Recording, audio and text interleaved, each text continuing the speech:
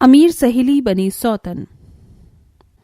सुप्रिया, आज friendship day है। मैं तुम्हारे लिए ये फ्रेंडशिप ब्रांड लेकर आई हूँ। अपना हाथ आगे करो, मैं तुम्हारे हाथ पर बांध दूंगी। अरे वाह, ये तो बहुत ही खूबसूरत है। तुमने मुझे बताया क्यों नहीं? मैं भी तुम्हारे लिए एक फ्रेंडशिप बैंड लेकर आती। मैं तुम्हें पहनाऊं या तुम मुझे पहनाओ, बात तो एक ही है। छोड़ो, चलो क्लास लेने चलते हैं। दोनों सहेलियां क्लास में जाती हैं, जहां पहली बार क्लास के अंदर दिग्विजय नाम का एक लड़का आता है जो कि बहुत खूबसूरत और सुंदर होता है। अरे गीता, देख कितना सुंदर और स्मार्ट बंदा है। इस लड़के से तो मैं फ्रेंडशिप करना चाहूंगी। हे भगवान, तुम्हें तो हर एक लड़का पसंद आ जाता है, तुम्हारा कुछ नहीं हो सकता। गीता चुपचाप अपने टेबल पर बैठकर पढ़ाई कर रही होती है। तभी दिग्विजय उसी के पास आकर बैठ जाता है। यहाँ पर कोई भी मुझे अपनी टेबल पर बिठाने को राजी नहीं था, इसलिए मैंने सोचा कि क्यों ना मैं तुम्हारे पास ही बैठ जाऊं। कोई दिक्कत नहीं है, अगर तुम यहाँ बैठना चाहते हो तो बैठ जाओ। वैसे भी तुम नहीं तो कोई और ही बैठने वाला था यहाँ पर। दिग्विजय को गीता का व्यवहार बहुत पसंद आता है, तो वहीं गीता की पीछे वाली सीट पर सुप्रिया बैठकर दिग्विजय को ही देखने लगती है। मैंने ऐसा बॉयफ्रेंड बना लिया तो पूरा कॉलेज में मेरा नाम ही नाम हो जाएगा। उस दिन के बाद से दिग्विजय गीता के पास ही बैठता है। देखते ही देखते कुछ ही दिनों में गीता और दिग्विजय एक दूसरे को पसंद करने लगते हैं, तो वहीं सुप्रिया भी दिग्विजय को मन ही मन पसंद करने लगती है। आज तो मैं दिग्विजय से अपने दिल की बात कह कर रहूंगी। सुप्रिया एक गुलाब का फूल खरीदती है और दिग्विजय को देने के लिए कॉलेज में पहुंच जाती है।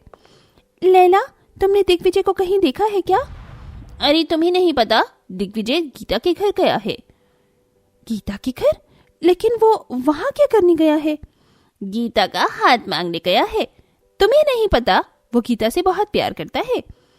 प्यार माय फुट, वो सिर्फ मेरा है और मैं उससे प्यार करती हूँ। सुप्रिया गुस्से में कॉलेज से निकलती है और सीधा गीता के घर पहुंच जाती है, जहां वो देखती है कि दिग्विजय उसी की सहेली की माँ से उसी की सहेली का हाथ मांगता है। निर्मला आंटी, मैं आपकी बेटी गीता से बहुत प्यार करता हूँ। मैं उससे शादी करना चाहता हूँ। आज मैं उसका हाथ मांगने आपके घर आया हूँ। अगर तुम दोनों एक दूसरे से प्यार करते हो तो मुझे तुम्हारे रिश्ते से कोई एतराज नहीं है। मैं तुम्हारी शादी जरूर करवाऊंगी। ये नजारा देखकर सुप्रिया दंग रह जाती है। जिस लड़के से वो प्यार करती थी, उस लड़के से अब उसकी सहेली की शादी होने वाली होती है, जो कि सुप्रिया को जरा भी गवारा नहीं था। वो अपनी सहेली से गुस्सा होकर उससे दोस्ती तोड़कर अपनी आगे की पढ़ाई के लिए अमेरिका निकल जाती है। यहाँ दिग्विजय और गीता दोनों एक दूसरे के साथ खुशी खुशी रहने लगते हैं। कुछ साल बाद। गीता, ये लो मिठाई खाओ। आखिरकार मेरा सपना पूरा हो गया। मुझे एक बहुत एम्बिशियस कंपनी से लेटर आया है और मुझे बड़ी पोस्ट के लिए बुलाया गया है, लेकिन मुझे यहाँ से अमेरिका जाना होगा। ये तो बहुत खुशी की बात है। सब लोग बहुत खुश होते हैं, यहाँ तक कि दिग्विजय की माँ ममता भी। अगले ही दिन दिग्विजय अपना सामान पैक करके अमेरिका चला जाता है, जहाँ वो अपनी नई कंपनी को ज्वाइन करता है। भगवान, आज का दिन मेरा अच्छा ही जाना चाहिए। आज मेरा इस बड़ी सी कंपनी में पहला दिन है। जैसे ही दिग्विजय ऑफिस में पहुंचता है, वहां उसे अपनी सीनियर की पोस्ट पर सुप्रिया दिखाई देती है, जिसे देखते ही वो हैरान रह जाता है। माय गॉड सुप्रिया, क्या ये तुम हो? यकीन नहीं होता, कितने सालों बाद मैं तुम्हें देख रहा हूँ। मेरी शादी के बाद तुम अचानक से कहाँ गायब हो गई थी? बस कुछ नहीं, करियर बनाने के लिए मुझे वहां से निकलना पड़ा। वहां होती तो अभी तक शादी करके 2 बच्चे पैदा कर चुकी होती। दिग्विजय सुप्रिया की बातें सुनकर हंसने लगता है। इसके बाद वो उसे अपनी और उसकी सहेली गीता की बातें बताने लगता है। तुम्हारी सहेली गीता को आज भी तुम्हारी बहुत याद आती है। वो हर रोज तुम्हें याद करती है। दोस्ती होती ही ऐसी है, अच्छी हो तो बहुत याद आती है और बुरी हो तो भी बहुत याद आती है। मैं कुछ समझा नहीं। छोड़ो, तुम्हारे समझने जैसा कुछ भी नहीं है। यहाँ तुम अपने काम पर ध्यान दो। सुप्रिया दिग्विजय के साथ अब बहुत ज्यादा समय बिताने लगती है। वो इतनी दूर अपनी सहेली को छोड़कर तो आ गई थी, लेकिन दिग्विजय के लिए उसकी फीलिंग्स खत्म नहीं हुई, बल्कि उसे अपने सामने देखकर वो और भी ज्यादा बढ़ जाती हैं। अब सुप्रिया दिग्विजय को अपना बनाने की ठान लेती है। एक दिन वो उससे कहती है, और कब तक तुम इस छोटी पोस्ट पर काम करते रहोगे?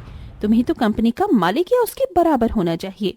अगर तुम चाहो तो मैं ऐसा कर सकती हूँ। लेकिन तुम ऐसा कैसे कर सकती हो? मैं चाहूँ तो तुम्हें अपने ही पिता की बड़ी सी कंपनी का पार्टनर बना सकती हूँ, लेकिन उसके लिए तुम्हें मुझसे शादी करनी होगी। वैसे भी जब से तुम्हारी शादी गीता से हुई है तब से तुम्हारी किस्मत पर ताला लग गया है।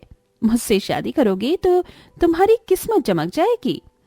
दिग्विजय ये सुनने के बाद शॉक्ड हो जाता है तो वहां से गुस्से से चला जाता है, पर घर में जाकर वो पूरी रात सोचता है और कहता है, वैसे सुप्रिया ठीक ही कह रही है, ऐसा तो हो ही रहा है। शादी के बाद से मैंने क्या क्या सपने देखे थे, लेकिन सभी सपने बर्बाद हो गए और ये एक आखिरी मौका है करियर में आगे बढ़ने का।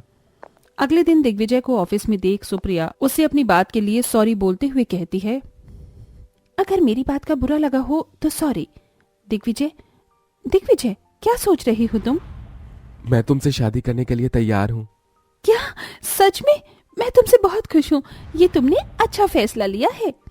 दिग्विजय लालच में आकर सुप्रिया से शादी कर लेता है, जिसके बाद वो कुछ समय तक विदेश में ही रहता। कुछ समय बाद दिग्विजय वापस इंडिया लौट कर आता है और सुप्रिया को अपने साथ अपने घर लेकर जाता है, जहाँ दरवाजे पर गीता अपने पति के साथ अपनी सहेली सुप्रिया को देखकर हैरान रह जाती है।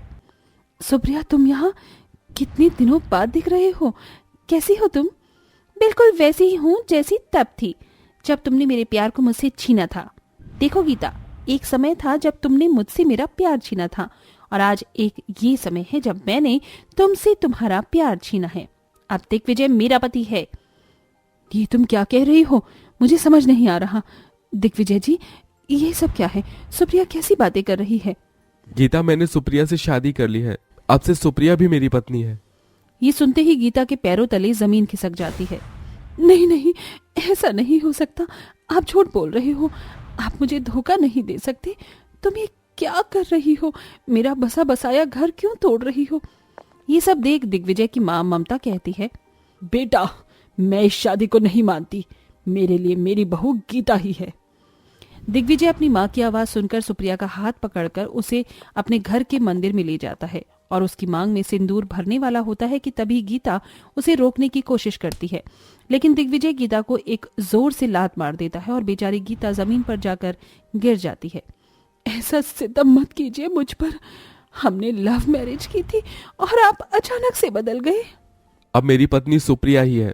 वैसे भी तुम मेरे लिए अशुभ निकली, जब से मेरी जिंदगी में आई हो सब कुछ उल्टा सीधा हो रहा है, इसलिए अब तुम्हें इस घर में रहने का भी कोई अधिकार नहीं है।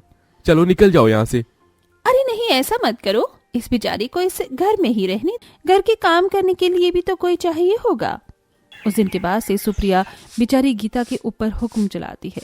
वो उसे घर के कामों में लगाए रखती है और उसके पति के कमरे में घुसने तक नहीं देती, जिसके चलते बेचारी गीता रोजाना रात को अकेले में रोती है और उसे रोता हुआ देख सुप्रिया बहुत खुश होती है।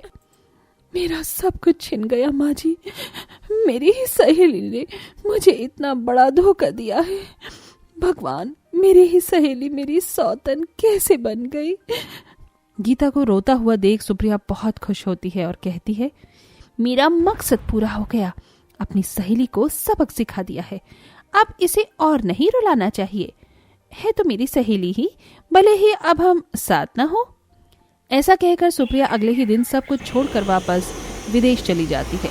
वहीं दूसरी तरफ वो दिग्विजय से उसकी पोजीशन भी छीन लेती है, जिसे जानने के बाद दिग्विजय को एक बहुत बड़ा झटका लगता है और उसे अपनी गलती का एहसास होता है। ये मैंने क्या कर दिया? मैंने अपनी ही पत्नी की दुश्मन सहेली की बातों में आकर अपने ही पैर पर कुल्हाड़ी मार ली। वो बस मेरा इस्तेमाल कर रही थी। मैंने गीता के साथ बहुत कुछ गलत किया है, मुझे उसके साथ ऐसा नहीं करना चाहिए था। जिस लालच से मैंने सुप्रिया से शादी की थी, आज वो सब मुझसे एक क्षण में छिन गया और ये सब मेरी ही वजह से हुआ है।